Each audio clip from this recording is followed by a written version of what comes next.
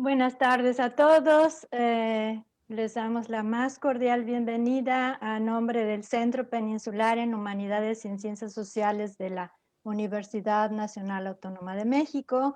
Estamos una vez más con mucho gusto iniciando nuestras sesiones mensuales en este seminario. Bienvenidos todos nuestros asistentes en la web y los coordinadores, el doctor Miguel Pincus, el doctor Fabio Flores y esta servidora, pues estamos aquí con mucho gusto para iniciar. En esta ocasión tenemos una sorpresa especial.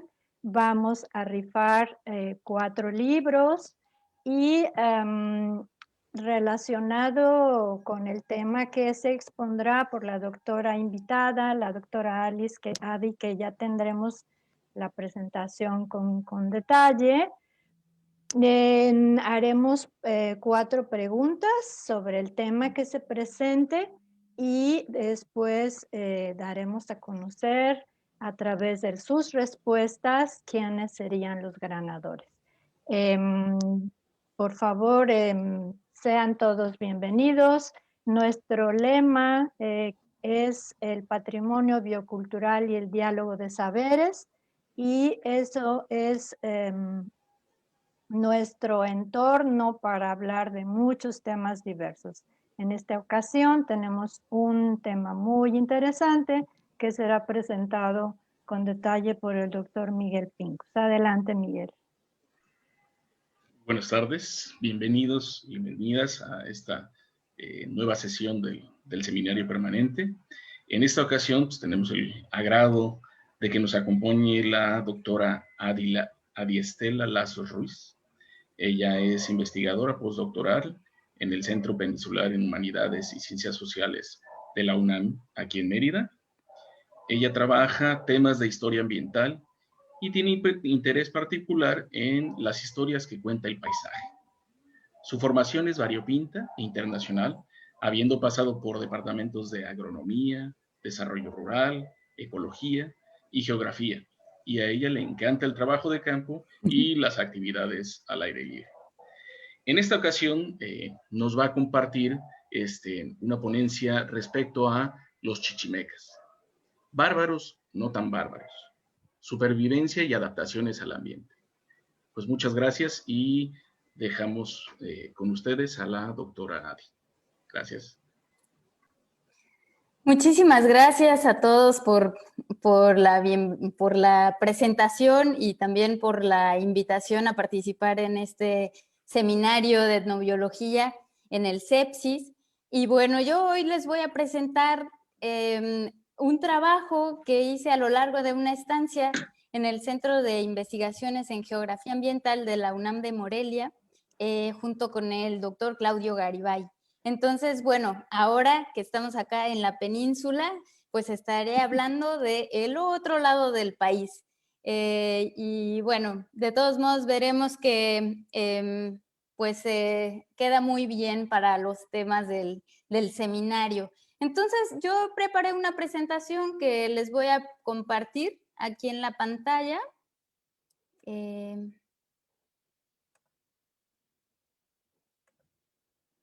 A ver. Me gustaría saber si ya se ve. Se ven también las caras de todos, ¿verdad? A ver. Sí. A ver aquí. Es un poco raro hablar con la pantalla, pero bueno, comencemos. Entonces aquí, como ya hicieron la presentación muy amablemente, esta ponencia pues se llama Chichimecas, bárbaros no tan bárbaros, y también ya fue dicho, quería yo expresar que pues mi formación es como de un alebrije. Entonces pues ya lo dijo el doctor Pincus, ¿no? He pasado por muchos campos y bueno, la historia ambiental lo que tiene, que yo creo que por eso llegué ahí, es que se alimenta de muchas disciplinas diferentes y por eso es que, bueno, he llegado a estas líneas de investigación. El trabajo que les voy a presentar ha sido ya publicado en un capítulo del libro, que es el libro de Historia Ambiental en el Norte de México, que es este de aquí y que es el que vamos a tener la oportunidad pues de rifar 4 de estos libros gracias a la doctora Juana Salas, una de las coordinadoras de este libro y que pues nos está haciendo favor de donar estos libros. Entonces, muchas gracias. También, bueno, ha sido publicado otro artículo en una revista, Environment and History. Entonces, bueno, yo les voy a hablar un poco de las tripas de este trabajo, ¿no? Porque las publicaciones, pues con mucho gusto yo se las paso, pero y cada quien las puede leer, pero pues lo bonito también es platicar cómo surgió la idea y todo ese contenido, ¿no? Que es en realidad es un tema que me encanta. Bueno, como les decía, he llegado a la historia ambiental, creo que porque reúne muchas de las cosas que a mí me gustan, que es el campo, la naturaleza, pero a la vez la cultura y a la vez la historia, pues le da una dimensión temporal más amplia, que eso lo hace muy interesante. Tiene preguntas, pues, que surgen a partir de esa perspectiva. Entonces, en general, pues, no voy a entrar mucho en los detalles, pero se trata de ver cómo es a lo largo del tiempo esa relación de naturaleza y sociedad. No vamos a debatir si realmente hay esa dicotomía o no, pero bueno, también ve la relación entre lo biótico y lo abiótico, lo humano y lo no humano. Entonces, también eso pues da para mucho juego, ¿no? Y consideramos que el presente pues son capas y capas de pasado. Y eso también pues está reflejado en el paisaje, ¿no? Entonces, en palabras de un historiador ambiental brasilero, Augusto Padua, pues él dice que a veces sobre la historia pues recordamos fechas, recordamos nombres de personajes y el ambiente queda como si fuera un escenario de fondo. Sin embargo, pues la historia ambiental considera que ese escenario pues en realidad está vivo y también influye en el transcurrir histórico y también es influido por la sociedad, ¿no?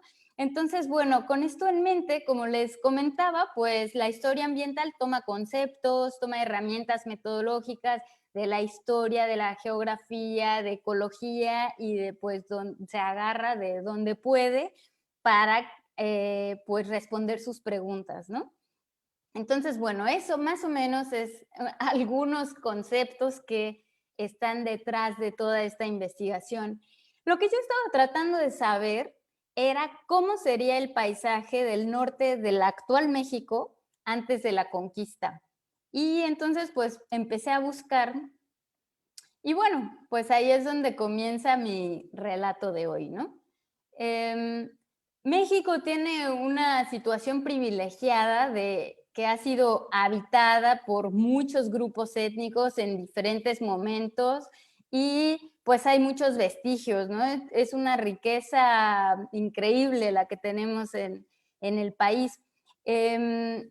Entonces, bueno, también hay las grandes pirámides, sobre todo, bueno, aquí en Yucatán, esto, en cualquier rincón ahí, se respira esa historia, esa historia antigua, ¿no? De los mayas. También en otros lugares, pues hay otro tipo de documentos, hay códices, las esculturas, etcétera, sobre todo en Mesoamérica, ¿no? Entonces, si nosotros vemos este mapa del INAH, de las zonas arqueológicas, pues se ve que los sitios están distribuidos muy cargados. Hay muchos más de la parte del centro hacia el sureste de nuestro país, pero en el norte hay muchos menos, ¿no? Entonces, de ahí, pues, esta imagen de satélite nos ayuda a explicar un poco eso, porque Paul Kirchhoff propuso que hay grandes áreas culturales en México, ¿no? Mesoamérica y Aridoamérica, también mencionó Oasis América.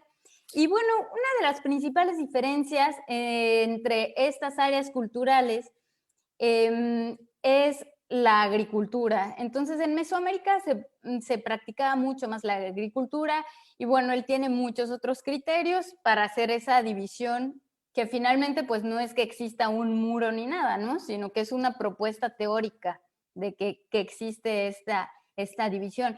En todo caso, pues esa frontera, si así la llamamos, pues sería muy maleable, ¿no? Permeable, o sea, todo el tiempo hubo intercambios, se fue moviendo, hay muchas teorías, muchas pues ideas y muchas propuestas sobre cómo es que fue esa frontera, ¿no? Si hubo migraciones, si hubo cambios en el clima, etcétera. Entonces, más o menos, esa línea entre Mesoamérica y Aridoamérica, pues estaría por ahí por Querétaro, Guanajuato, hacia el norte, ¿no? Y después hacia el sur-sureste, hacia el centro-sur-sureste, pues sería Mesoamérica. Entonces, nosotros simplemente adoptamos esta línea de Kirchhoff porque nos era útil para delimitar nuestro espacio de estudio. No es el punto así como hacer grandes debates sobre ella, sino simplemente nos era útil para definir un límite. Los sitios arqueológicos del norte de México son mucho menos monumentales que lo que podemos encontrar con las pirámides en muchos otros lugares o las grandes cabezas olmecas. Aquí en el norte es algo, por decirlo de alguna manera, un poco más austero, no es tan monumental, ¿no? Es diferente. Hay hay de muchas épocas, pero con otros materiales y otras pinturas, etcétera. Entonces, quizá es por eso también que se le ha puesto pues menos recursos a la investigación en el norte de México comparado con Mesoamérica.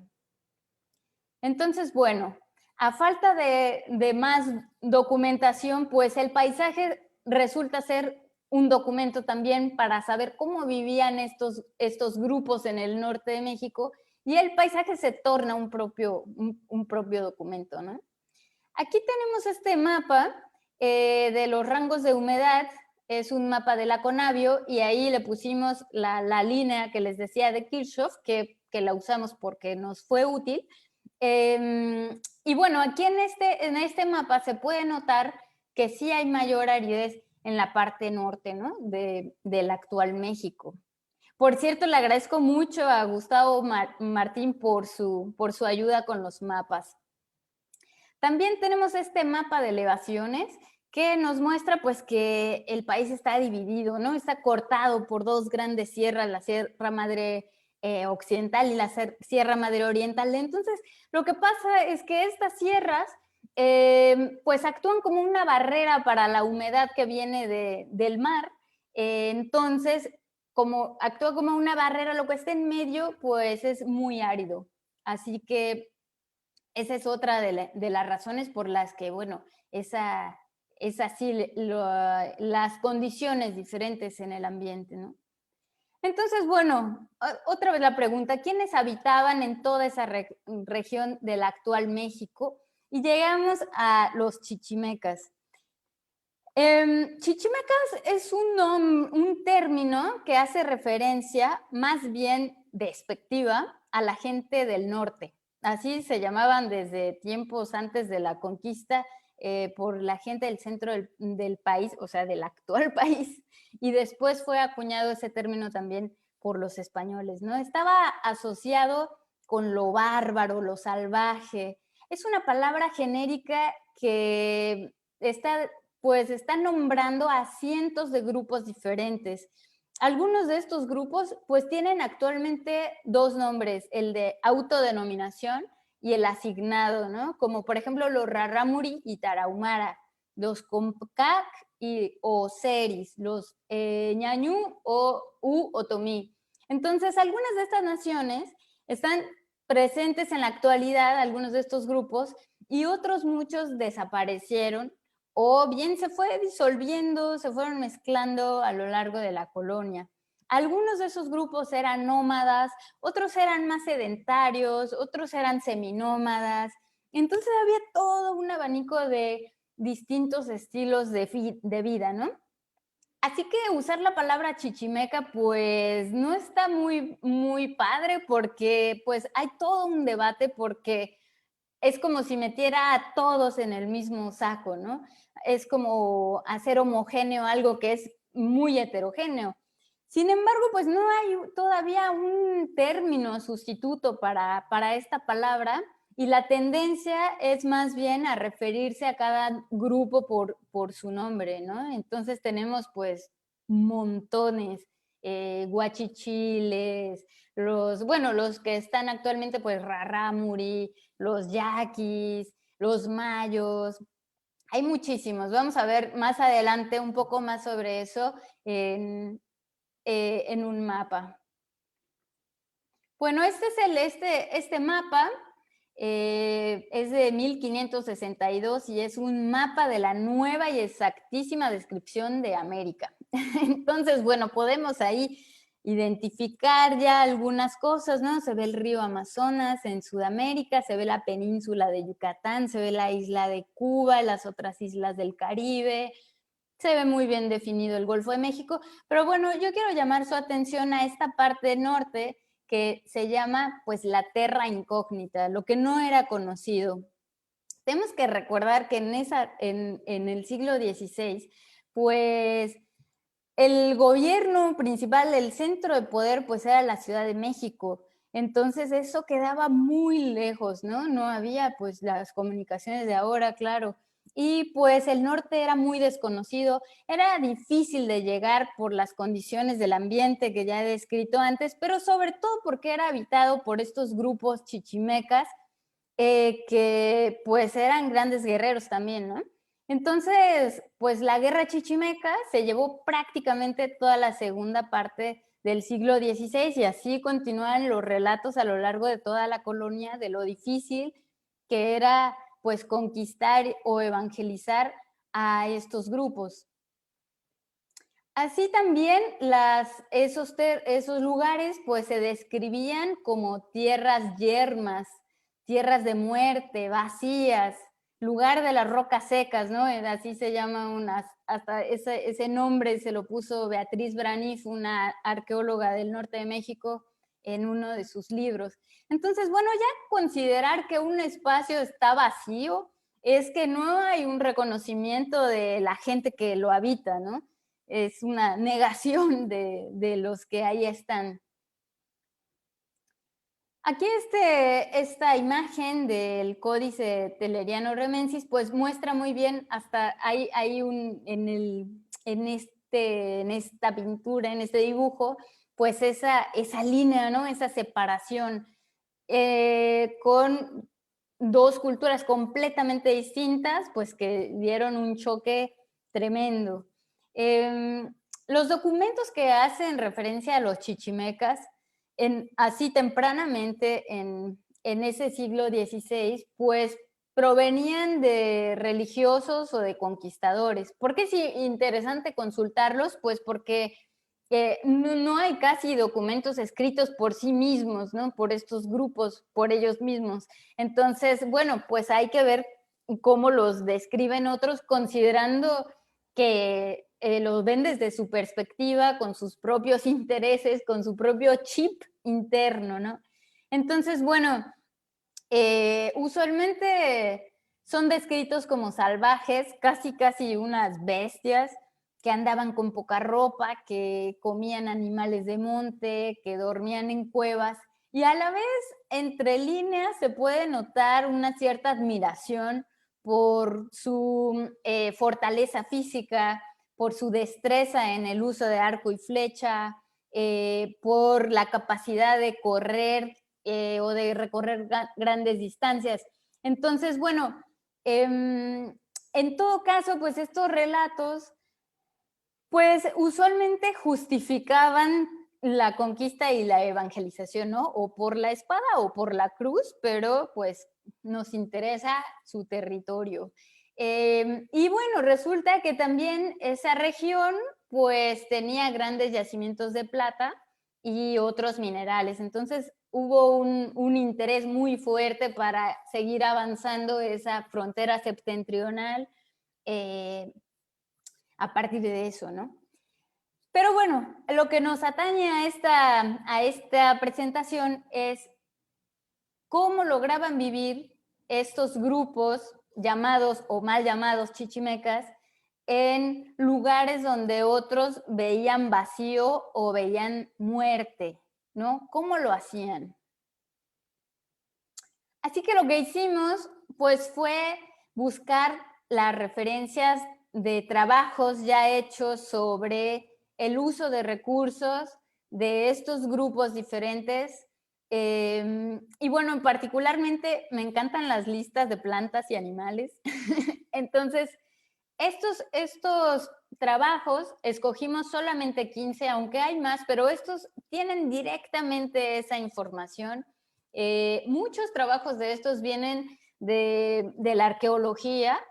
Una de las mayores referencias sobre el tema y en esta zona, pues es el de Carlos Valdés, que se llama La gente del mezquite, su libro.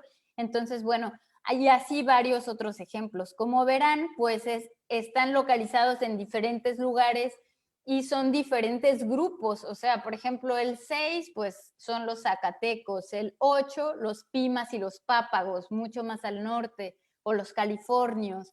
Entonces, estaban así como por todas partes. Y lo que hicimos fue este mapa, que ahora les voy a contar, que este mapa tiene muchísima información, tiene muchas capas de información. Los circulitos con los números es la localización de los artículos que fueron consultados. Entonces, como verán, pues están desperdigados por todo este territorio de estudio, ¿no? Bueno, como decía, pues este territorio muy grande, que al sur lo definimos como la línea de Kirchhoff, y al norte también lo definimos con la actual frontera entre México y Estados Unidos. Cabe mencionar que para esa época, pues esa frontera no existía. O sea, la frontera entre México y Estados Unidos es muy reciente, es del siglo XIX, y este estudio es anterior a eso. Sin embargo, pues fue solamente para definir un límite, ¿no? Porque, bueno, del lado de Estados Unidos, que finalmente el norte de México y el sur de Estados Unidos en términos ambientales son muy parecidos, bueno, en Estados Unidos sí hay más información, ¿no? Tienen mucho más estudios que nosotros. Entonces, bueno, ese es el asunto. Definimos que de todos modos estoy súper consciente que es muy ambicioso tratar de presentar un trabajo de toda esa zona, ¿no? Es gigantesco, o sea, prácticamente medio país. Es muy extenso, es muy diverso en ecosistemas, pero intentamos sacar algunos rasgos generales. Entonces, bueno, continuando con el mapa, decía que las bolitas con los números es la localización de los artículos que consultamos. Después utilizamos el mapa de Conavio de la vegetación potencial porque no sabíamos cómo era la vegetación en aquel entonces. En aquel entonces, antes de la conquista o muy tempranamente en el siglo XVI. Recordemos que antes de eso, pues no había vacas, ni puercos, ni borregos, ni cabras, ni trigo, ni vid, ni muchos otros cultivos y muchos otros animales. Pero bueno, la ganadería y la agricultura con esas especies traídas de Europa, pues cambió muchísimo el paisaje. Entonces, por eso fue que escogimos pues trabajar con el mapa de vegetación potencial. ¿Qué es lo que pudo haber habido con la orografía y bueno, varios otros criterios, ¿no? que utilizaron para hacer esa capa de información? Después verán, bueno, perdón, en esa capa de información, en esa vegetación potencial, pues ahí hay la parte cafecita, pues es de matorral xerófilo, o sea, de vegetación de lugares muy áridos, y la parte verde claro, pues es de bosque de pino encino, que más o menos coincide con dónde está la sierra, ¿no? La Sierra Madre. Entonces esa es una zona más montañosa. Y bueno, esos son los que hay principalmente, ¿no? Tenemos los grandes desiertos de Chihuahua y de Sonora ahí también. Entonces, bueno, esa línea punteada es una propuesta que está en el libro de muchos volúmenes, pero específicamente el que habla de esta región, del Handbook of North American Indians. O sea, como el manual o no sé, el libro de los indios norteamericanos, y bueno, abarcan también esa parte de México. Entonces, es un mapa de posibles territorios de diferentes grupos. Así que aquí del otro lado, pues tenemos, ahí lo puse con letras, donde estaban los pápagos, los pimas, los seris, los guarijíos, los guasabes, los tobosos. Probablemente muchos de ellos no los han escuchado tanta gente porque pues han sido bastante borrados de nuestra historiografía oficial. Pero bueno, esta es solo una propuesta, que es una propuesta en realidad limitada. Está en líneas punteadas porque es muy difícil establecer los límites de un territorio, de un grupo nómada, ¿no? Pues se mueven todo el tiempo, se cruzan con otros grupos, etc. Tampoco está completo porque no están todos los grupos que había, y también pues es información que recopilaron de diferentes momentos, entonces probablemente los que están aquí representados no coincidieron en la misma época. Pero bueno, no hay tanta información al respecto, entonces es un buen mapa para comenzar a trabajar sobre él e irlo puliendo, ¿no? Y como un dato así interesante, más o menos donde está el actual Nuevo León, para tener una idea, había más de 250 naciones diferentes. Así que solo con ese dato podemos ver nuestro gran desconocimiento de esos grupos que habitaron esas zonas. También había diferentes grados de complejidad en sus organizaciones. Por ejemplo, pues La Quemada en Zacatecas o Paquimé en Chihuahua, pues tal vez alcanzaron una forma de organización más compleja, y muchos otros pues no tuvieron asentamientos como esos que se ven en aquellos sitios. Y a esos grupos nómadas está dirigido este trabajo. Ese es nuestro foco. Y ahora pues creo que para entender un poco pues tenemos que pensar como nómadas, ¿no? ¿Cuáles eran sus estrategias para poder vivir en este medio? Seguramente pues eran grandes conocedores del ambiente, ¿no? Porque pues habría que saber cuándo hay frutos, dónde, cuándo es la floración, tener conocimiento sobre pues migración de animales, quizá los irían siguiendo o quizá era un indicador de algo. Hay que pensar que nuestro concepto de distancia actual pues era muy diferente, ¿no? A un grupo nómada que se mueve cientos de kilómetros en mucho tiempo, ¿no? La forma de contar el tiempo sería de otra manera.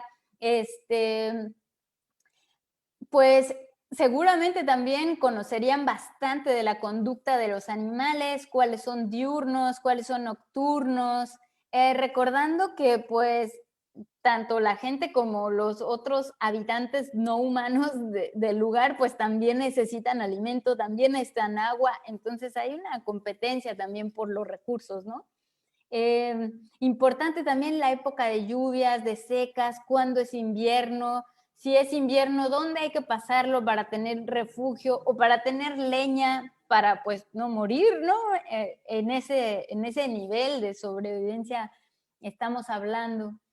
También para entender un poco más cómo vivirían, pues hay que pensar que si se movían, aunque eran grupos relativamente pequeños, porque controlar su cantidad de población también era una de las formas de sobrevivir, porque bueno, pues no podrían ser demasiados en un lugar donde hay poquita comida, ¿no? O donde hay mucha guerra. Entonces tenían también sus formas de ir pues balanceando esa cantidad de población. Si se tienen que mover, pues también tienen que empacar ligero, ¿no? No sé ustedes, pero yo he pasado por muchas mudanzas y es terrible la cantidad de cosas que a veces uno quiere llevar. Hay cosas que de plano no te puedes llevar.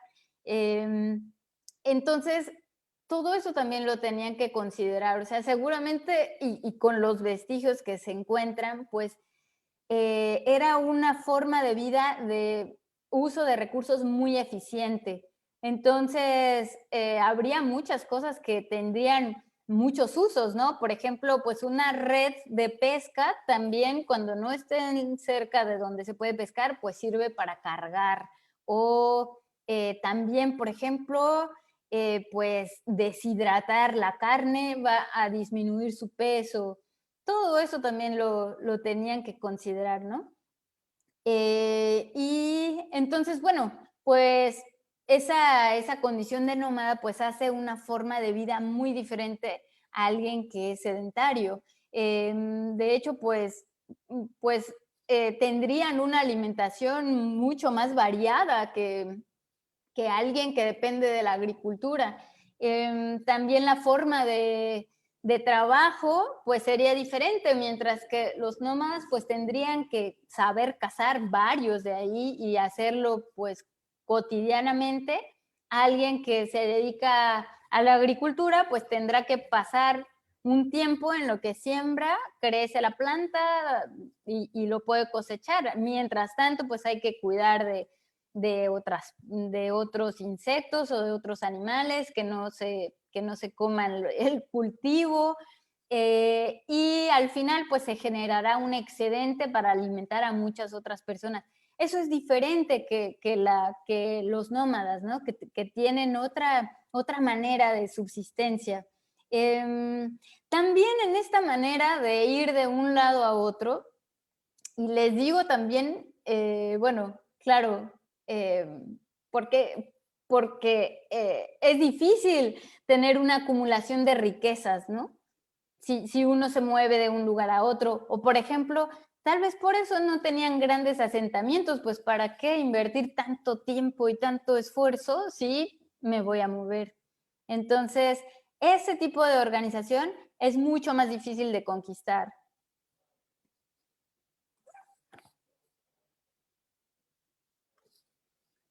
Uno de los puntos más críticos en las zonas áridas, sobre todo, pues es dónde está localizada el agua.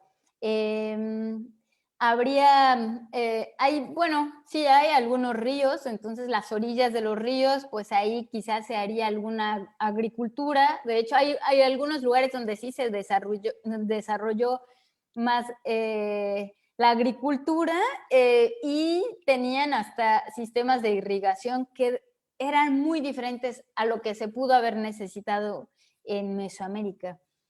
También hay pues lagunas o aguajes permanentes, otros temporales, y pues también nosotros pensamos que iban de aguaje en aguaje situando su campamento. Entonces la localización del agua era un conocimiento pues precioso, y también, como decía antes, pues todos compiten por agua en el desierto, ¿no? Animales, plantas, humanos. Así que eso también, pues hay que recordarlo.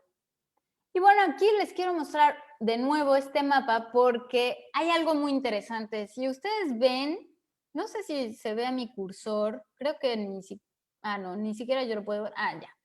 A ver, no sé si se vea, pero si ustedes observan, cada uno de estos territorios está situado en diferentes tipos de vegetación, o sea, en diferentes ecosistemas. Y eso responde a que, pues, es una buena estrategia moverse para tener acceso a diferentes cosas, ¿no? de esa manera, pues se accede a una diversidad mucho mayor de recursos. Ay,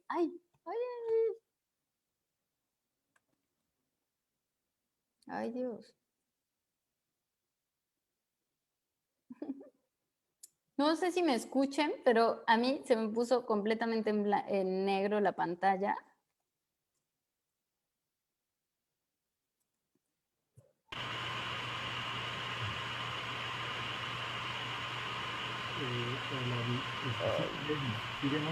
Hola, Adi. Te vemos y te escuchamos bastante bien. Sí veíamos tu presentación, pero se te salió del modo de pantalla completa.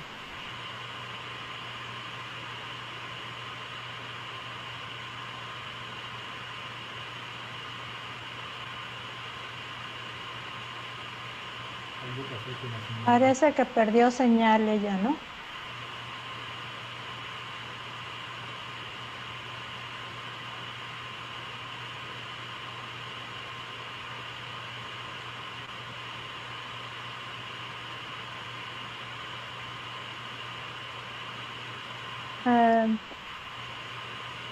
Pues mientras recupera la señal, podríamos, Perdón, sí, tuvo un percance, se le apagó la computadora. Ahorita, apenas recupere la computadora, ya se vuelve a conectar. Entonces, sí, por favor, les pedimos que esperen. Pues es bastante interesante lo que está proponiendo y lo que se está observando, ¿no? Esa pérdida de información que luego tenemos de todos los grupos, de los grupos éticos que se han ido perdiendo con el tiempo. Bueno, obviamente con la conquista hubo una gran pérdida, ¿no?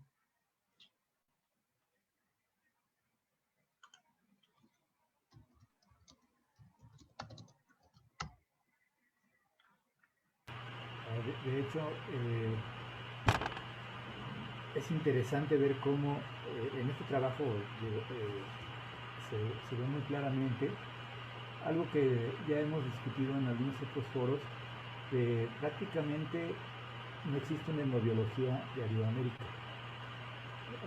Hay muy pocos grupos de diferentes universidades, la Universidad de Zacatecas, la Universidad de Guadalajara,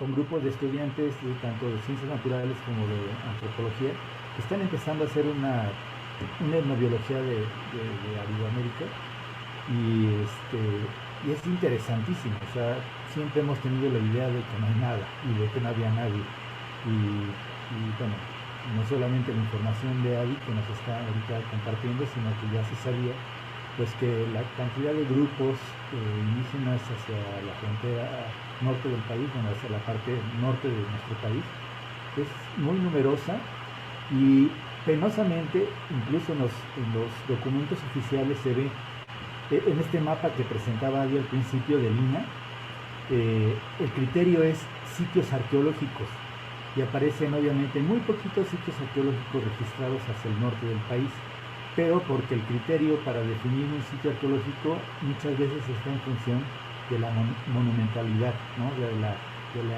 relevancia arquitectónica o en cuanto a la pintura rupestre. Pero por todo el norte del país hay sitios arqueológicos que como tales no sobresalen porque son sitios de campamento, son lugares donde estas personas justamente instalaban sus campamentos, ¿no? Semipermanentes, y de ahí pues obviamente se iban moviendo, pero los vestigios de que ocupaban esas áreas y obviamente hacían uso de los recursos de esos lugares, pues ahí están, pero no aparecen, digamos, en las listas oficiales, no son sitios arqueológicos como tal. Y bueno, es bien interesante esto, pues ponerlo en el contexto. Ya apareció, creo, Adi está apareciendo. Hola Adi, buenas. Qué bueno que ya regresaste. Ya te escuchamos, Adi. ¿Tú nos escuchas? ¿Tu micrófono?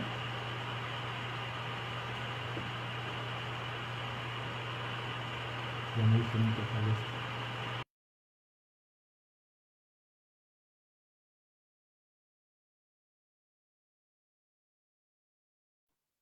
Adi, tu micrófono. Hola.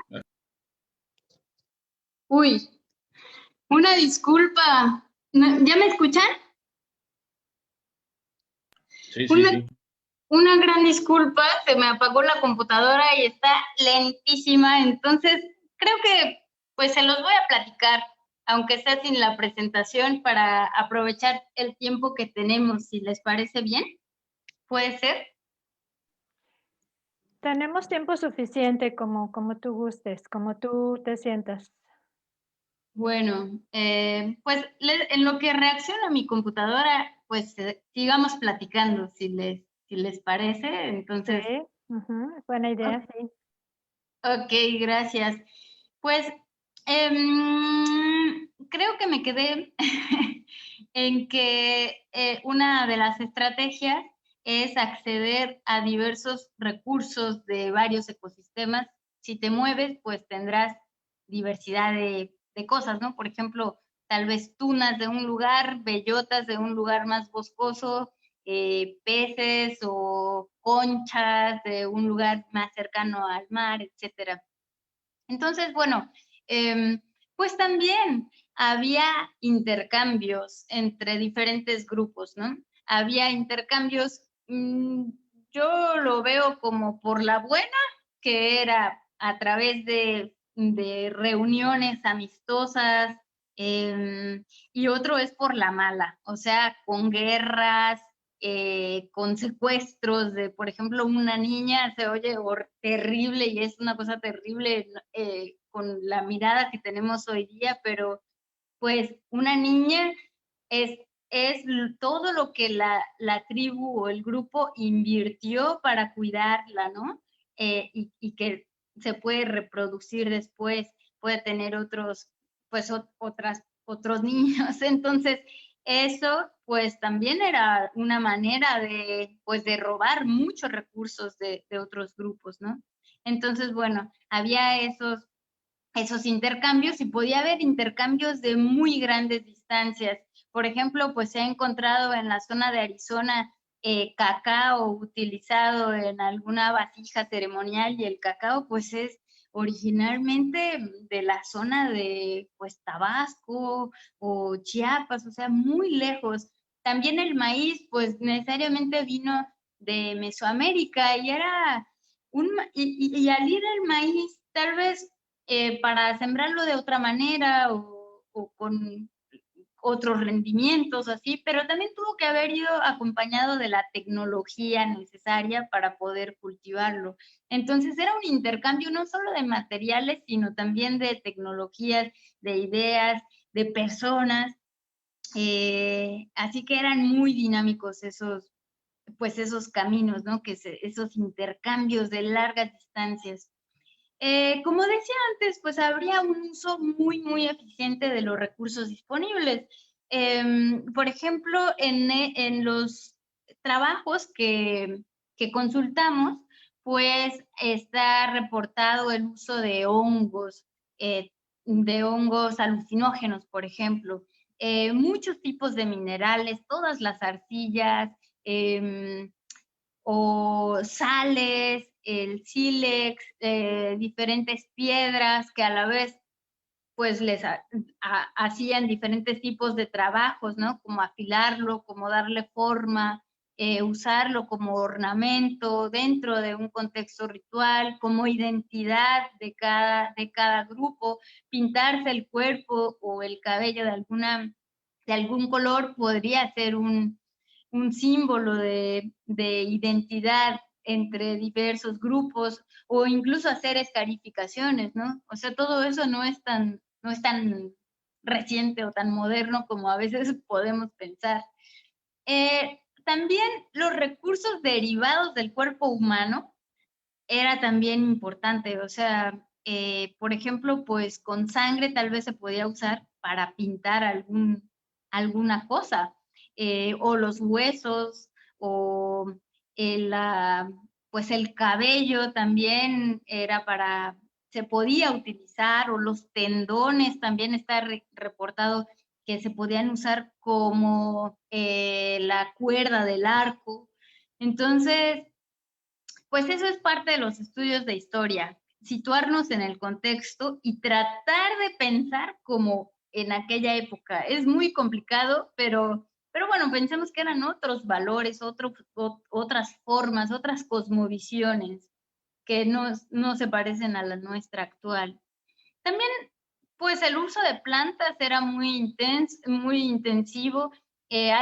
Imagínense, en ese territorio enorme, pues hay mucho más de 100 especies de plantas. Sobresalen los agaves, los mezquites, mucha diversidad de cactáceas. Y bueno, cada uno con diferentes usos para construcción, para alimentación, no nada más alimentación directa, sino, por ejemplo, pues para leña, para confeccionar algún tipo de vestido, algún tipo de otros materiales. Entonces, bueno, mucho de ese conocimiento en realidad pues queda un poco medio perdido, ¿no? Porque, por ejemplo, en Querétaro hay muchos mezquites en los parques, en los camellones, pero pues ya casi nadie los come. En algún momento fueron una especie muy importante, pero bueno, ahora sí hay algunas personas, pero no, ya se quedan muchísimas vainas tiradas en el suelo. Entonces lo que ha cambiado también el uso, ¿no? Pero está ahí, pero el mezquite está ahí y tiene una historia detrás, ¿no? Entonces es un árbol que sí cuenta una historia de estos antiguos grupos. Decía antes, pues los agaves también por sus fibras, muy importante también.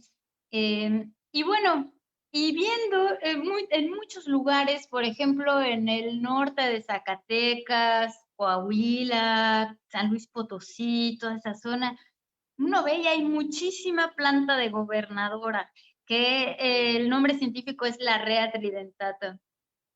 Y no aparecía en ninguna lista publicada. Y era raro, ¿no? Porque es una planta realmente que domina el paisaje y era raro no saber para qué se usaba, ¿no? Entonces, buscando más allá de la parte de historia y yendo más hacia otros artículos de biología y eso, ahí salió que bueno, es que esta planta, pues es la planta nodriza del peyote, ¿no? O sea, el peyote crece debajo de esa plantita porque crea el microambiente para el peyote, ¿no? Entonces, es un uso también que no es un uso directo. Y también ahí se crían algunos insectos que generan una laca que era utilizada para pegamento. Entonces, bueno, fue muy interesante encontrar esas relaciones. Por otra parte, pues están los animales, también una diversidad enorme de animales, se comían prácticamente todo, de todos los animales acuáticos, terrestres, los mamíferos, etcétera. Uno de los que más se menciona, pues es el venado. El guajolote también es muy interesante porque es una de las pocas especies que parece que fue domesticada por aquella zona. Todavía, bueno, hay todo esto el Día de Acción de Gracias con nuestros vecinos del norte, que, bueno, esa especie también es protagonista de esa tradición. También los cánidos como el lobo, el coyote.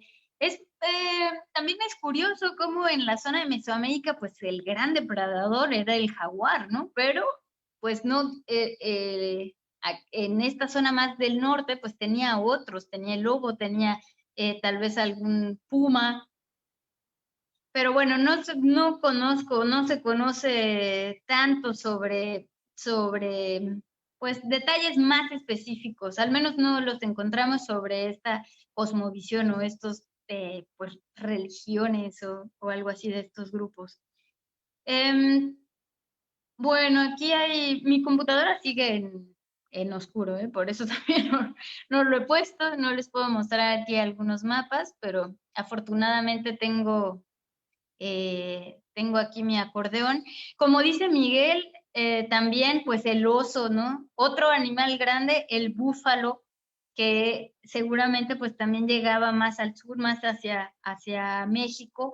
Y es interesante la parte de las grandes migraciones, porque así como es cada vez más difícil conservar la migración de los animales, también lo nómada, que fue la forma de vida más estable que ha tenido la humanidad hasta ahora, o sea, más de 8,000 años, y ahora pues hay muy poquitos nómadas en ese contexto, ¿no? De caza y recolección. Es una forma de vida que casi se ha extinguido y que parece ser que por las mismas razones que también es difícil para los animales que migran, ¿no? Tanto de tierra como el búfalo, como del mar, como las ballenas, que también se encuentra con muchos obstáculos, como por aire, o sea, también por ejemplo, la mariposa monarca, ¿no?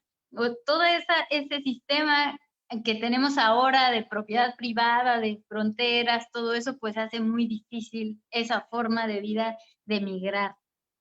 Entonces, bueno, ya acercándome ya al final de mi presentación, quería hablar un poco sobre los legados de estos grupos chichimecas y las huellas que hay sobre ellos en el paisaje.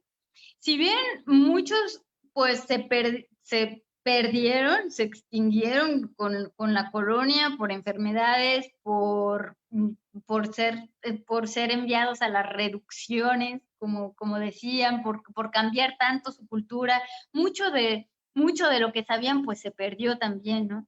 Pero algunos legados pues quedan anónimos, y de eso también trata la historia ambiental, de hacer visibles esas historias de los que ya no la pueden contar o que quedan escondidas en el paisaje. Entonces, el conocimiento sobre uso de todas esas plantas de zonas áridas, pues es muy valioso y lo usamos todos los días. Por ejemplo, ¿cómo desarrollaron ese saber de cómo se come, cuál planta es comestible primero? Mi maestro Rogerio Oliveira siempre dice, toda planta es comestible mínimo una vez en la vida.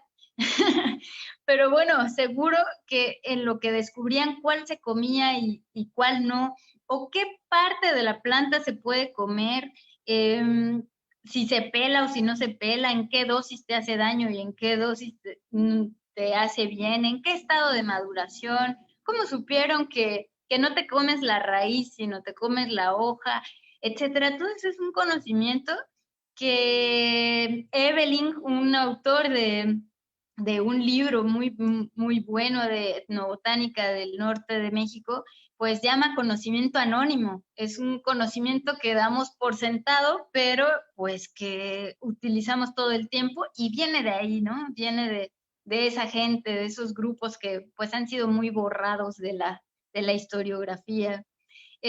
También, bueno, artesanía, eso sí, aquí tengo una pulsera, artesanía huichol. Todavía tiene esa representación de la flora y la fauna del lugar. Esa es otra manera en que están presentes, ¿no? Y hay otra que es más sutil, que es que, bueno, lamentablemente no les puedo mostrar, tal vez en un rato que ya funcione mi computadora. Hay un mapa donde están localizados los aguajes. Es chistosa la leyenda porque dice pueblos de infieles y sus aguajes. Entonces, estos pueblos serían muy infieles, pero sabían dónde estaba el agua, y eso era muy estratégico. Entonces, esa localización que está dentro de un mapa, pues eventualmente se convirtieron en asentamientos y eventualmente en poblados, y eventualmente son las ciudades que hoy están ahí. Entonces, es también, no surgieron de la nada, sino vienen de ese trabajo de identificar dónde está el agua, ¿no? También los caminos, seguramente muchos caminos y carreteras actuales, pues fueron los que encontraron desde ese tiempo. Entonces, pues sí tenemos muchos beneficios que, como decía antes, quedan ocultos en el paisaje. Parece que esos que llamaran bárbaros, pues no serían tan bárbaros porque lograron sobrevivir y estar durante mucho tiempo en lugares donde otros pues no lo hubieran logrado. Y pues hay buscando en libros de historia de la SEP, o sea, ¿dónde están mencionados estos grupos chichimecas en nuestra educación básica de México? Y solamente encontré media página en el libro de historia de 4º grado de primaria. La parte del nomadismo se ilustra con un ejemplo del Congo y otro de Namibia. Entonces realmente pues están muy fuera pues de esa historia, ¿no? de esa versión de nuestra identidad también, ¿no? Hemos adoptado símbolos identitarios, pues muchos de los aztecas o de los mayas tal vez, pero hemos olvidado a estas otras personas que también nos han legado mucho y sus rastros se encuentran en el paisaje. Entonces, bueno, ahora que pueda poner otra vez mi presentación, pues les mostraré unas imágenes muy lindas de trabajos que se han hecho para rescatar esta memoria, un libro de cuentos de niños y también un proyecto muy bonito de una amiga mía que se llama Ingrid Martínez. Ella es artista visual y lo que organizó es una revista donde junta pues artistas de diferentes que hacen diferentes cosas, de escultura, pintura, literatura, con estas investigaciones científicas. Entonces, esta investigación específicamente de los chichimecas y del paisaje y del ambiente, pues fue traducida por Andrei González, un pintor, en un par de obras, ¿no? Que espero mostrarles en breve. Muchas gracias. Muchísimas gracias, Adi. Muchas gracias por la presentación. Muy, muy interesante. Si gustan, podemos empezar con las preguntas que tenemos por parte de las personas que nos escuchan y nos ven por el Facebook. La primera pregunta o el primer comentario es de Pau Ramos T. Comenta: para los arqueólogos nos es muy valioso este tipo de investigaciones, ya que por Aridoamérica es muy escaso el dato cultural, ya sea por la poca cultura material de estos grupos o bien por el material perecedero. Felicidades, doctora Adi. Muchas gracias. Tenemos otra pregunta. Otto Manolo pregunta: ¿aún valdrá la pena seguir tomando las delimitaciones propuestas por Kirchhoff sobre Mesoamérica, después de tener más información de las culturas propias del centro y noreste del país? ¿Ya es para ir contestando? Sí, por favor. Sí, muchas gracias por sus comentarios.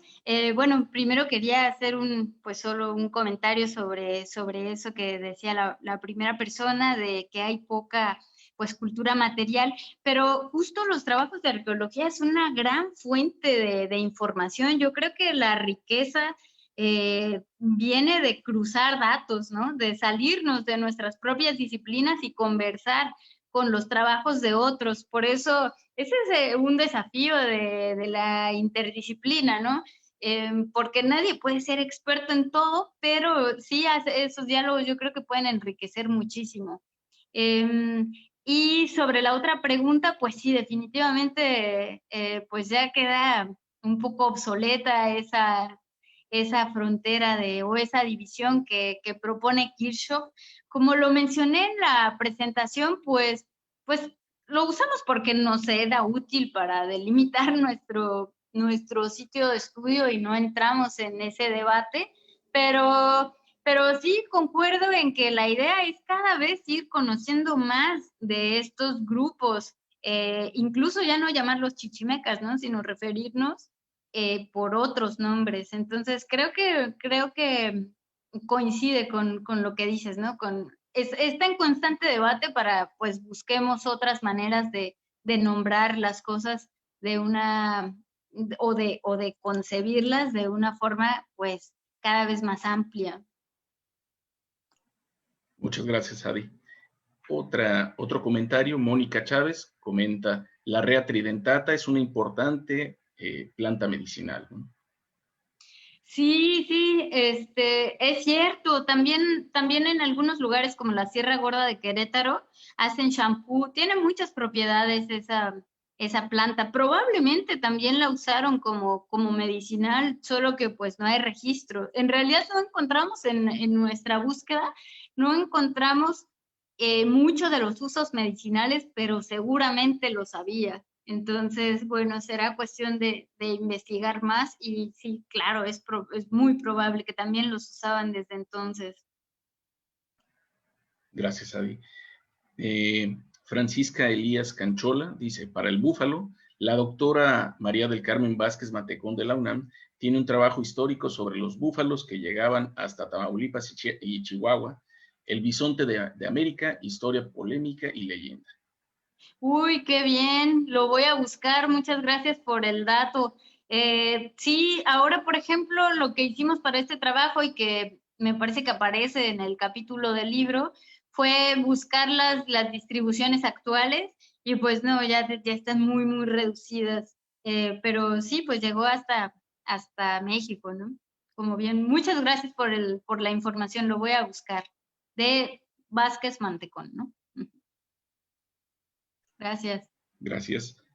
Ilan Leboreiro dice, ¿qué diferencia existe entre los llamados teochichimecas y aquellos grupos catalogados como cultura del desierto? Bueno, pues creo que la diferencia está, y esa diferencia la he visto discutida en los libros y en las compilaciones del equipo que trabajaron con Beatriz Braniff y Gers, Marie Areti Gers y varios de ese grupo tienen un par de libros bastante pues completos sobre lo que hay hasta ahora de todos estos grupos. Y lo que dicen ahí es que pues la diferencia, como yo la entendí, es en la complejidad de sus organizaciones, porque la cultura del desierto es más la parte nómada, pero como dije, pues no todos eran nómadas. También había otros pues que llegaron a otros grados de complejidad en su civilización, sí, en su organización.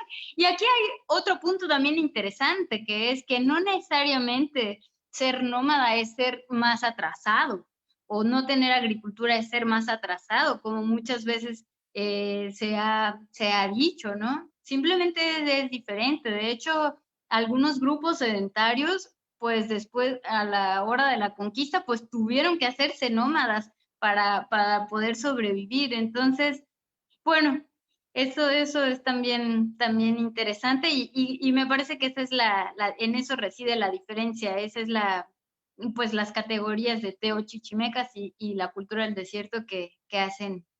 Es lo que he leído. Te puedo pasar Gracias, Adi. el Sí, dato. perdón. Gracias.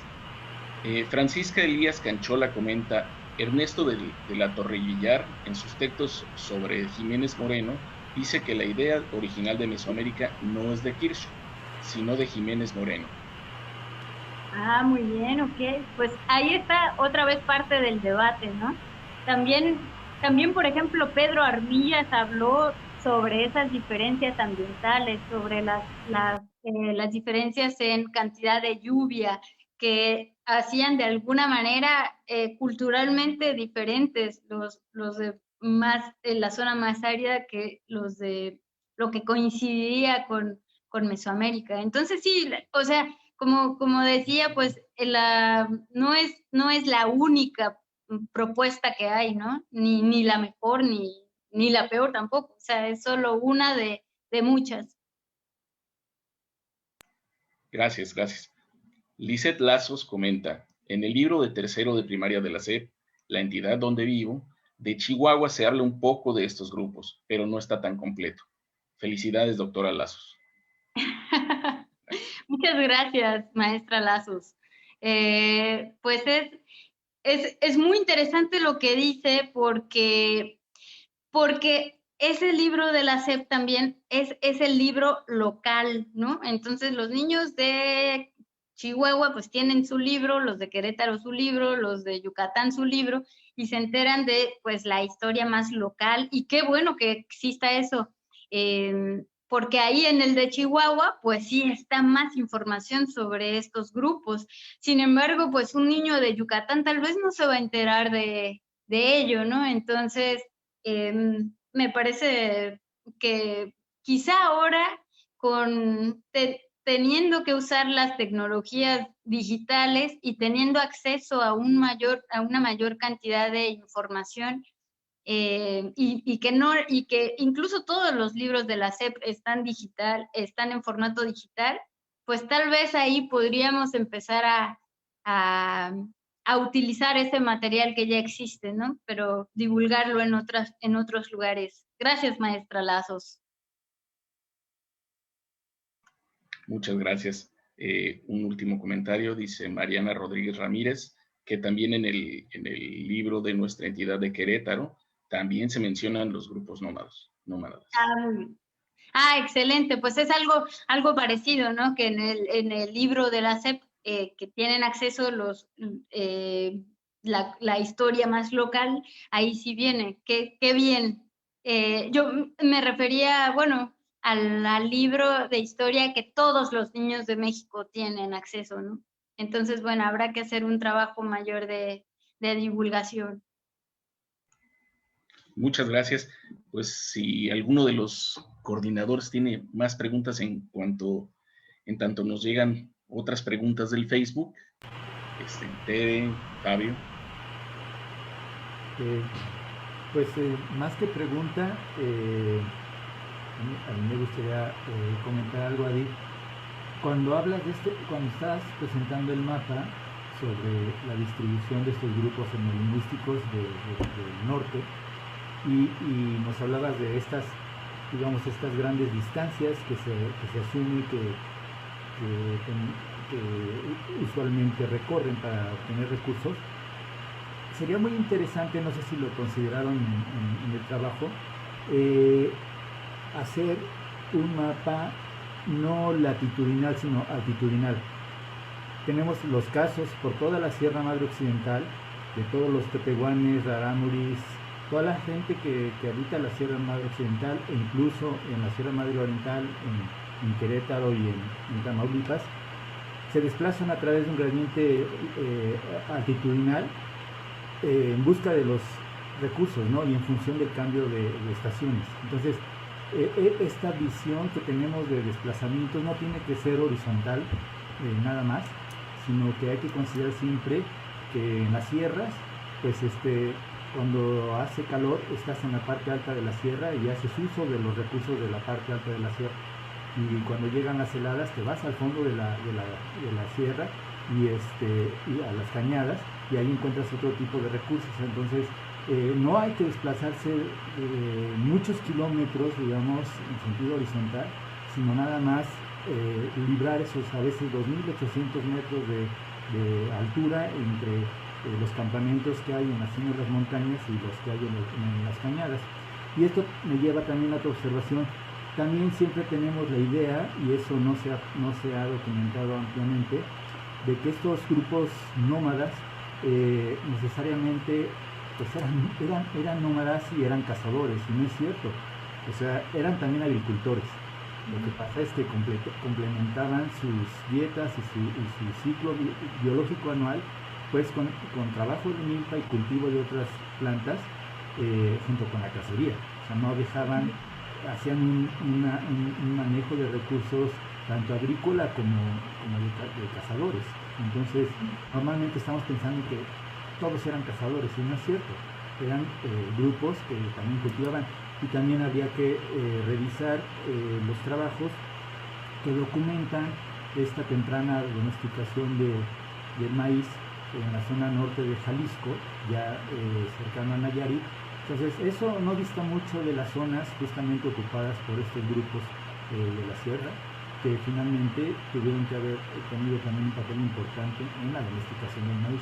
Pues sí es cierto, siempre pensamos que la domesticación del maíz se dio en Mesoamérica, y no necesariamente, yo no creo que haya sido así. Y bueno, así como cerrabas un poco tu plática, por ejemplo, entre las aportaciones que tenemos de estos grupos del norte del país, una de las cosas que bien importante que fueron introducidas de esa zona del norte hacia el centro del país fue el uso del arco y la flecha, ¿no? Entonces, y eso al final es una aportación tecnológica que siempre pintamos o dibujamos o nos imaginamos a los mexicas guerreros con un arco y una flecha, pero si esa técnica de utilizar esos artefactos pues viene del norte del país, justamente de estos grupos cazadores, ¿no? En el Instituto de Investigaciones Antropológicas se realizaba el coloquio Voz de Impera, y ese coloquio hace unos 10 o 15 años reunió en algún momento a todos estos especialistas en torno al tema de la definición teórica de Mesoamérica, coloquio por Kirchhoff precisamente, y ahí vienen varios trabajos, incluso uno de Jaime Lidbach, el fundador del instituto, que justamente habla de todas estas aportaciones que no se han reconocido hacia Mesoamérica de los grupos de Aridoamérica, ¿no? Aportaciones muy importantes, el uso de minerales, de muchos tipos de minerales para los pigmentos que se utilizaron en Templo Mayor, vienen del norte, y toda esta tecnología también está descrita en otro trabajo de Yoko Sugiura, del mismo instituto. Es un trabajo muy lindo que habla de la tecnología de lo cotidiano, y ella documenta toda esta tecnología para grupos del centro de México. Pero sería muy interesante que encontrar a alguien, o que hubiera algún especialista, algún colega en el norte del país, que hiciera este tipo de trabajos, este tipo de acercamientos, ¿no? Porque no solo la arqueología se ha aportado muchísimos datos, como decía yo hace rato, trabajos más específicos de etnobotánica, de etnozoológicos, etnomicológicos, hacen mucha falta para el norte del país, y creo que completaríamos con mucho toda esta información que nos platicas que existe, pero que le faltaría como que acabarle de dar ese amarre, ¿no? Más interdisciplinario, más holístico, ¿no? Y efectivamente reivindicar a estos grupos del norte del país ante esta imagen tan fija de que los grupos mesoamericanos eran los que tenían mayor desarrollo, ¿no? Entonces, bueno, era nada más un par de observaciones. Me gustó mucho la presentación y muchos de los datos que dan. El trabajo con los mapas siempre es muy ilustrativo, ¿sí? Y claro, es muy difícil en un mapa poder plasmar tanta información, pero sería bien interesante, como dijiste, un primer inicio, este mapa, una buena plataforma para irlo afinando, ¿no? O sea, no de entrada no horizontal, sino también vertical, y ver sus desplazamientos, etcétera, y el cambio de uso de recursos sería algo bien bonito para investigar. Gracias, David. Uy, Fabio, muchas gracias. Ya tengo aquí una bola de notas sobre tu comentario. Qué buena idea lo del mapa altitudinal. Eso me recordó, bueno, también el concepto de Altépetl, ¿no? Que era mucho más en la montaña, sobre todo en las culturas más del centro de México, ¿no? Cómo fue hasta la conquista que ya nos fuimos hacia los valles, pero antes pues era más bien la vida en la montaña. Entonces eso es muy buena idea, recuperar eso y tal vez compararlo. Es muy probable, porque además tremenda sierra que hay ahí en la Sierra Madre Occidental, ¿no? Entonces, muy interesante comentario.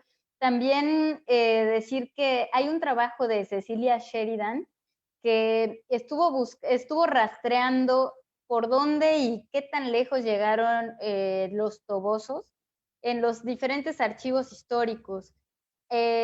O sea, referencias a los tobosos, a veces por quejas, a veces por guerra, a veces por otras razones, pero logró trazar un territorio que es enorme, que pues recorrieron en muchos años, ¿no? Entonces, como decías, pues las concepciones del espacio y del tiempo son completamente diferentes a lo que tenemos ahora.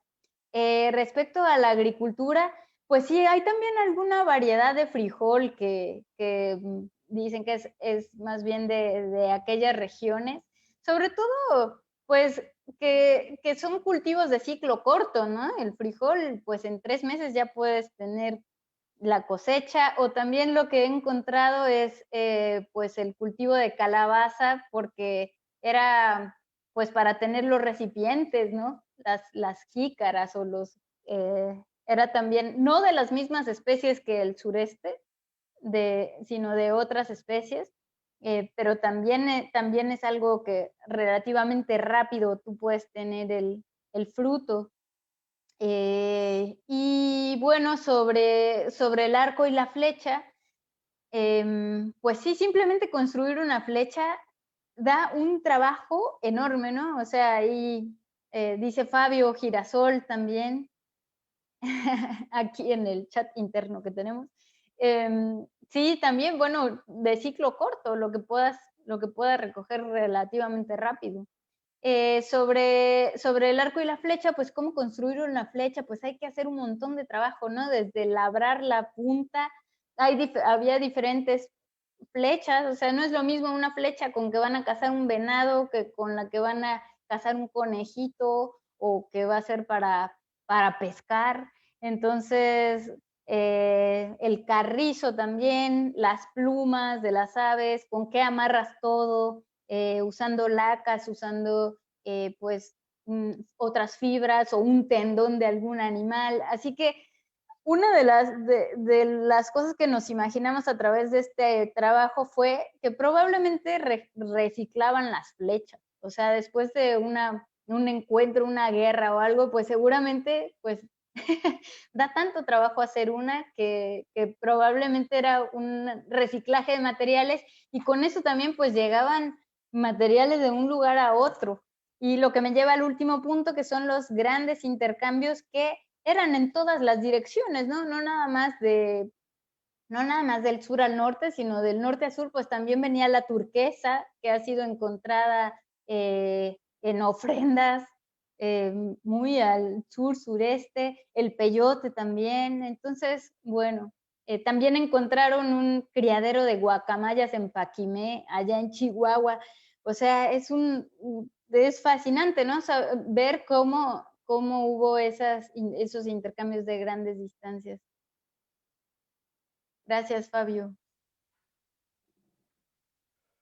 Bueno, Adi, yo te quiero felicitar. Es muy, muy enriquecedor la visión que tú pretendes, así como multidisciplinaria, y pues las felicitaciones es por tu audacia, ¿no? Porque Muchas gracias. lanzarse en una aventura de entender de manera todo un sistema de valores, todo un sistema además movible, ¿no? Que se va como adaptando a diferentes espacios, a diferentes ideologías y a diferentes recursos disponibles, ¿no? Entonces, realmente es muy buena tu idea, de usar como diferentes disciplinas y reunirlas pues para una sola pregunta, ¿no? Que es la que quiero también proponer a nuestro auditorio, que nos digan cuál fue tu primera pregunta de investigación. Entonces,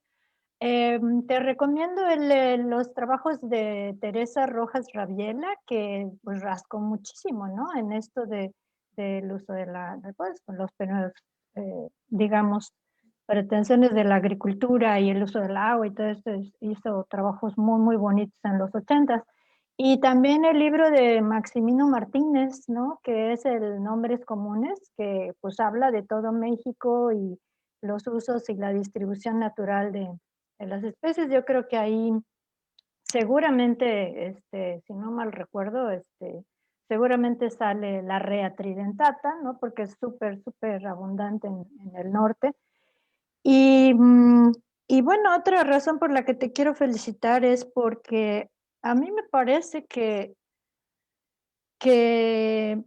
justamente en los 60s o 70s surgió como descubrimiento, entre comillas, de los biólogos mexicanos por el sur, sureste y el trópico mexicano.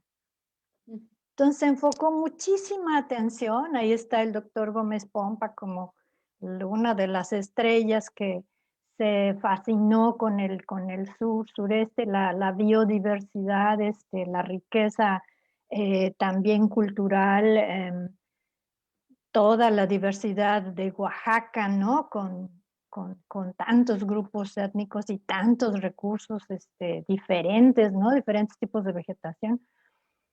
Entonces, como que todo el mundo se deslumbró, todo este mundo de exploradores botánicos, en mi caso es lo que más cercanamente conozco, ¿no?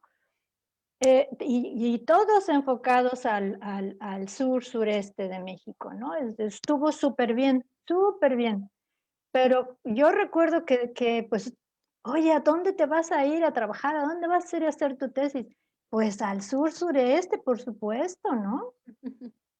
Y entonces, si surgía alguien que, no, pues yo me quiero ir a Durango porque allá los pastos son muy interesantes, hay muchos, así como que era como raro, ¿no? Así, wow, al norte, no, pero sí, puro desierto, casi, casi, ¿no?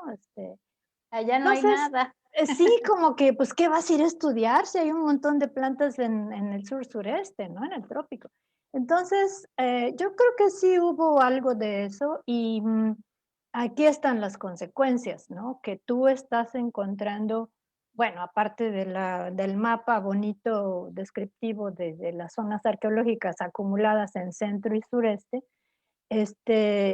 de todos modos, de alguna manera se jaló menos atención al norte, y no porque haya menos recursos, simplemente porque nos fuimos con la finta de que había más por el sur. Entonces, es otra razón por la que yo te felicito, porque sí siento que estás retomando esa atención que no se le dio de manera equilibrada al sur y al norte. Entonces, seguramente vas a seguir encontrando cosas bien interesantes y pues te felicito mucho. Ay, muchísimas gracias, muchísimas gracias. También otra manera de ver justo eso, que hay menos información, es pues, en los libros de flora de los ¿Sí? lugares. Aquí, Yucatán me parece que está increíble, o sea, hay muchísimo trabajo, pero, Sí. por ejemplo, flora de Zacatecas creo que ni hay. Ujú, No, ujú. o sea, ahí se nota también y bueno, qué bueno también yo supongo que todo, o sea, como siempre va de la mano, ¿no? La parte del ambiente y la parte de la cultura, porque bueno, toda esa, pues, esos grandes biólogos Gómez Pompa, Gonzalo Halfter, que casi se pusieron así enfrente de camiones para que no derrumbaran la selva, Sí, o sea, hay historias épicas, ¿no? Tal vez porque también había estaba habiendo una mayor deforestación y por eso sí, se enfocaron acá. Sin embargo, pues la ganadería en el norte ha cambiado claro. muchísimo el paisaje, pero bueno, había otros intereses, no sé, creo que todo va de la mano. Y bueno, pues sí, está interesante esto de entrarle. También muchas gracias por la felicitación, por la audacia. Yo un poco así lo siento porque este trabajo yo me invitaron a presentarlo en el INA de Querétaro. Yo dije, ay Dios, ¿en qué me metí? O sea, ¿qué le voy a decir a los arqueólogos y de Querétaro? Pero, pues afortunadamente todo salió muy bien, en el sentido de que son datos diferentes. que vienen a complementar los trabajos arqueológicos y que también este trabajo se nutre mucho de sus resultados, ¿no? Entonces, por eso, pues, encuentro que también trabajar o sea, intentando meterse en muchos campos es medio arriesgado porque uno no, o sea, porque hay que saber un poco los principios de cada disciplina, ¿no? Para no ir y decir alguna burrada o alguna atrocidad para unos que no es evidente para otros. Entonces, bueno, ahí poco a poco creo que ir con cautela, pero a la vez también avanzando y proponiendo, porque pues alguien, sería otra mirada, ¿no? La historia ambiental. Gracias. Muchas gracias. Tenemos dos comentarios más y una pregunta, ya para cerrar con la participación del Facebook. Los comentarios es de Liliana Pérez Estrada. Comenta, todavía hay formas de vida seminómada, es decir, todas las mujeres que conocen los ciclos de las plantas y animales de su región y van recolectando flores, frutos de cactáceas, mezquites. Este es uno de los comentarios. Otro comentario es de Ilan Leboreiro. Comenta, es importante subrayar la importancia que hay que para estos grupos tuvo el uso de cuevas, refugios habitacionales y mortuorias, que son de donde se ha recuperado la mayoría de los materiales bioarqueológicos y arqueobotánicos. Muy interesante. Muchas gracias, doctora.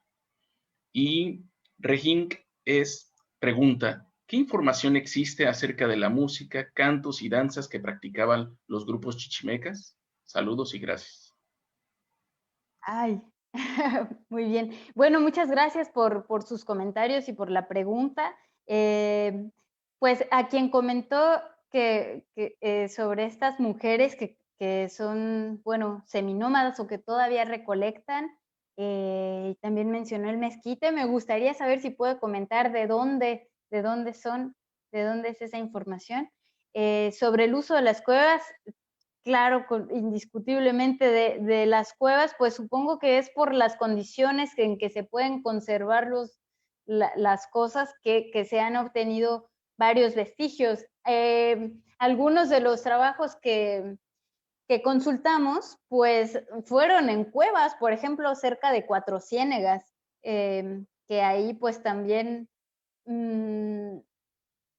se conservaron bolsos o algunos ornamentos, también, bueno, de arqueobotánica, ¿no? Como comentas, algunas semillas, depende también en el contexto donde estén, si están en la zona donde se comía o, como bien dices, también la zona donde tal vez era más bien para restos mortuorios, hay muchas cosas.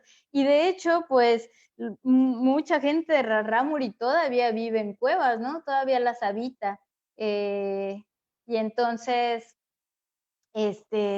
pues es algo que parece muy, muy del pasado, pero todavía está en el presente, ¿no? Entonces, es muy interesante lo que mencionas y realmente sí, está bien subrayar la importancia de las cuevas como refugios y como toda esta parte de la cultura. Sobre cantos y danzas, pues mira, yo en estos trabajos que revisamos no encontramos algo específicamente sobre eso, pero yo me he encontrado con gente en la zona de la frontera entre Querétaro y Guanajuato. Por ejemplo, en Mineral de Pozo, donde todavía hacen un festival de música y lo denominan música chichimeca. Entonces, creo que esos pueden ser algunos indicios, pero en los trabajos que revisamos no encontré algo sobre eso, pero seguramente pues la música y la danza siempre han formado parte, ¿no? Es como, pues simplemente pensar que los primeros instrumentos musicales seguramente fueron percusiones, pues da la idea que también existió, pero no tengo mayor información. Adi. Sí.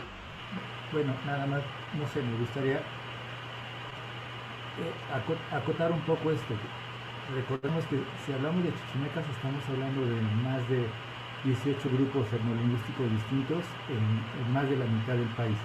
Entonces Sí. no podemos pensar en cuáles han sido los registros de tipo pues, musical o tradición musical de los chichimecas, ¿no?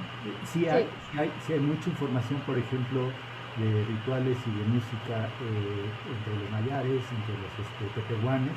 Entonces, sí se puede buscar de manera más puntual respecto a los grupos que forman la llamada gran chichimeca, ¿no? Eso es importante que pues las personas empiecen a verlo así, ¿no? O sea, chichimecas es un término, como dijiste al principio, muy generalizante, ¿sí? Y que abarca una región enorme y a un montón de grupos distintos, ¿no? Entonces por ahí habría que empezar como que a verlo desde el punto de vista más etnolingüístico, y sí hay información, sí la hay, ¿no? Gracias, solo era eso. Muchas gracias, Fabio, de acuerdísimo. Sí, sí, habrá que consultarlo más bien por grupo. Gracias por la aclaración. Bueno, pues creo que ahora vamos a hacer lo de la rifa. Bueno, sí, disculpa, Tere. Sí, gracias, Adi. Sí, adelante, estamos listos para lanzar nuestras preguntas. Y tenemos ya 4, ¿es correcto, Miguel? 4 preguntas. Una pregunta tenemos. Falta una, faltaría la de Adi. Ya la pensé. Si quieren, la digo. Ok. ¿La digo ya? Está fácil. A ver, la primera pregunta para ver quién se gana el libro, uno de los libros sería, ¿cuál es el nombre de autodenominación de los tarahumaras? Ok. Las otras preguntas, Miguel. La otra pregunta es, menciona 3 grupos étnicos señalados en la ponencia. Ok, y la tercera pregunta. Es muy parecida a la de Miguel, nada más que mencionar 3 tipos de formaciones vegetales predominantes en la región llamada Chichimeca. Ok. Y la otra pregunta es, ¿cuál fue la pregunta inicial para el inicio de esta investigación? Entonces, con estas 4 preguntas, las respuestas, quienes nos hagan favor de responder serán de los primeros para que se lleven el libro que estamos ofreciendo. ¿Nos recuerdas el título del libro, por favor, Adi? Claro que sí, se llama Historia Ambiental en el Norte de México, coordinado más bien por Juana Salas y Nargil Canizales de la Universidad Autónoma de Zacatecas. Y bueno, pues se los enviarían ellos mismos, Juanita, la coordinadora, lo enviaría directamente a la dirección que nos envíen quien gane desde Zacatecas, por correo. Excelente, bueno, ya tenemos una ganadora. ¡Felicidades! Sí, Brisa Lenore, que contestó a una de las preguntas correctamente.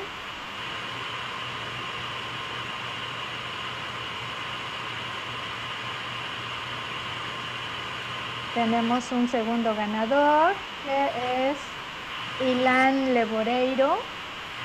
Sería bueno que nos indiquen también desde dónde nos están viendo, en el caso de Lenore, Brisa Lenore. Y el segundo ganador es Ilan Leboreiro, que contestó a la segunda pregunta sobre los mezquites, la gobernadora y la lechuguilla. Muy bien, súper bien. tenemos una tercera persona que se llevará un tercer libro. Ella es Mariana Rodríguez Ramírez y contestó a la pregunta que planteó Adi precisamente, ¿no? Sobre los rarámuris.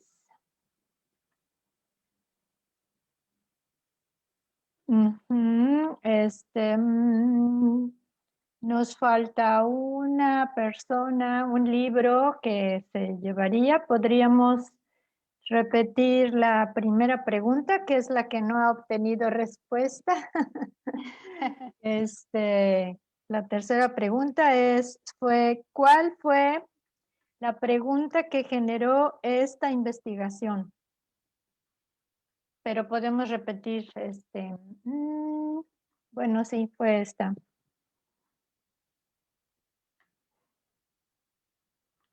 A ver, podríamos hacer otra pregunta más sencilla para un poquito más, de una sola palabra que sea la respuesta. A ver, jóvenes, ¿qué se les ocurre? Por ejemplo, sí, por ejemplo, bueno, una que había pensado.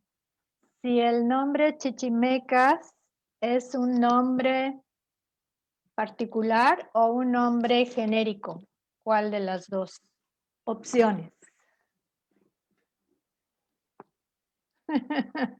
Tú quieres contestar, Fabio, pero no se vale.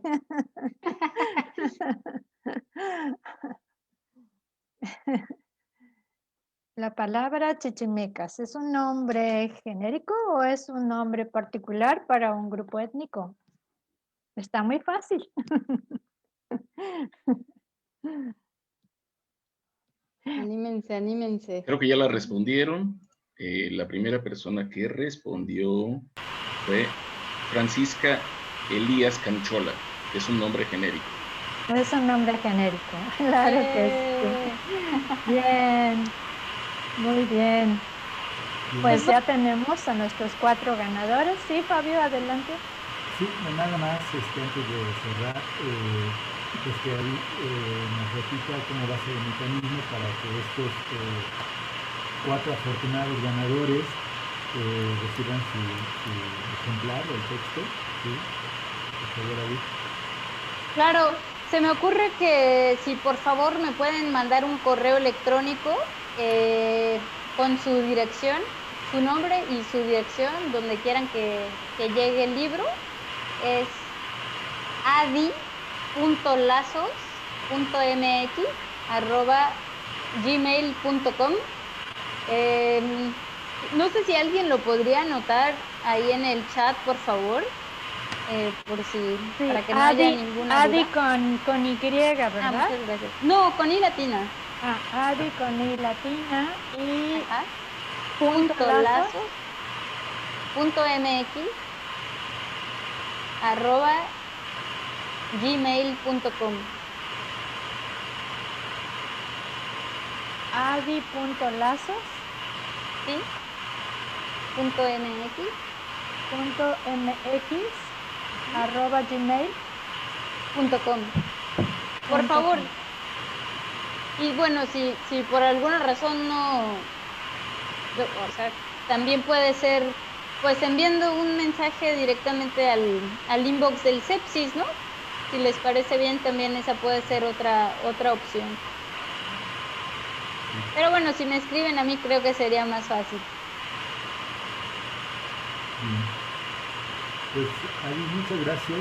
Fue muy interesante escuchar tu trabajo, el trabajo de mucha gente a través de lo que estás conjuntando de información. Exactamente. Y bueno, qué mejor forma de empezar este nuevo ciclo de nuestro seminario con una presentación así de corte interdisciplinario. Queremos avisarles a nuestros seguidores que ya tenemos el programa completo para todo el año. En breve estaremos haciéndolo circular por las redes del Sepsis. para que tengan una idea de cuáles son los temas y cuáles son nuestros próximos invitados que estarán con nosotros a lo largo del año. Entonces, pues, de mi parte no quedan más que agradecerte ahí y agradecer a todo el equipo de allá atrás, las bambalinas, Dani, Gaby, por todo el apoyo de siempre. No sé, Tere, Miguel, ¿gustan agregar algo?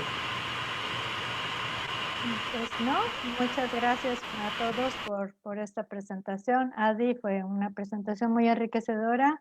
Muchas gracias a todos por acompañarnos y los esperamos el próximo mes. Muchísimas gracias por la presentación, Adi.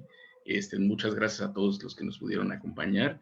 Y solo voy a repetir los ganadores para tenerlos en cuenta. Son Brisa Lenore, Ilan Leboreiro, Mariana Rodríguez Ramírez y Francisca Elías Canchola, que fue la cuarta persona y por favor que se comuniquen a adi.lazos.mx@gmail.com. Pues muchísimas gracias y los esperamos para la siguiente sesión el último jueves de febrero. Muchas gracias.